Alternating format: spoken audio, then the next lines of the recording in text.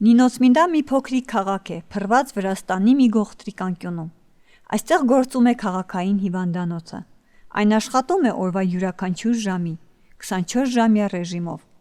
Հիվանդանոցը համալրված է փորձառու հոգատար բուժազնակազմով, բայց կան դեպքեր, երբ մեր բնակիչների մոտ առաջ են գալիս այնպիսի հիվանդություններ, որոնց բուժման համար անհրաժեշտ է մեկնել այլ քաղաքներ։ Ինչպես են զգում նրանք այլ քաղաքներում։ Գոհ են արդյոք նրանց ծառայությունից։ Ես հսկողության տակ եմ եղել Սահակյան Կարինեի մոտ, շնորհակալություն եմ հայտնում նրան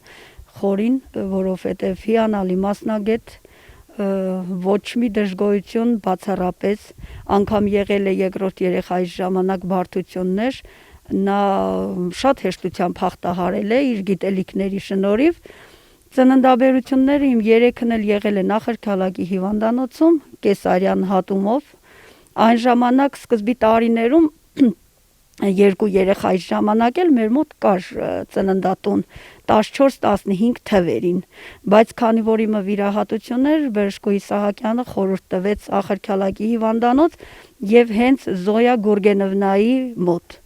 Իսկ խիրուրգն էլ հիմնականում եղել է Ալբերտ Թորոյանը, ինչի համար շատ շնորհակալ եմ, մեծ շնորհակալություն նրանց գիտելիքների եւ հմուտ ձեռքերի շնորհիվ է, որ ես այսօր ունեմ 3 բալիկ։ Երրորդ երեխայի ժամանակ կատեգորիկ ասեցին, որ պետք է գնամ Թբիլիսի, բայց ես կարողացա լեզու գտնել եւ համոզել բժշկուհուս Զոյա Գուրգենովնային, քանի որ նա շատ հիանալի մասնագետ է։ Ես չէի կարող իմ կյանքը եւ բալիկիս կյանքը վստահել անծանոթ մի բժշկուհու, դրա համար նրա մոտ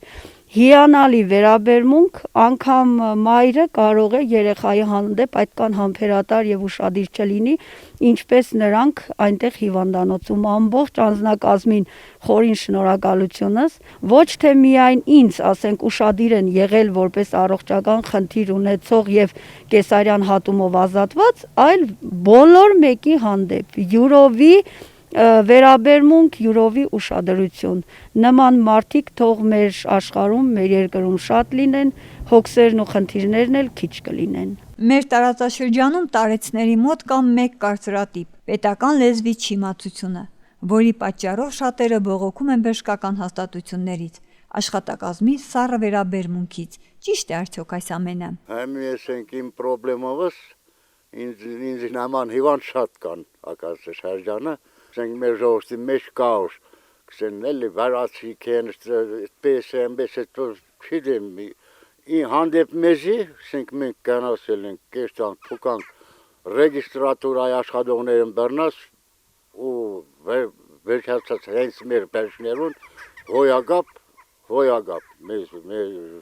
չգիտենք մենք թաման վերացել են, մեզ մարդ ենք, էլի, մեր արդեն անցել է, վերստեր են գվանեն են մեզի հետ,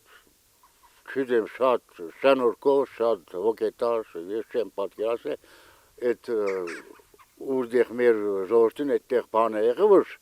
այդ գազիկ կա, որ չեն ներեսները աշե, հայ ենք, ֆելան ենք, սուտ բան, չի կարել էդիկ բանեն են, էլի, սեն կրնա պադայ մե մարդը, մե բանեմ խոսքım չագելի, բայց չի նշանել սաղին ինչ ասած одной метелкой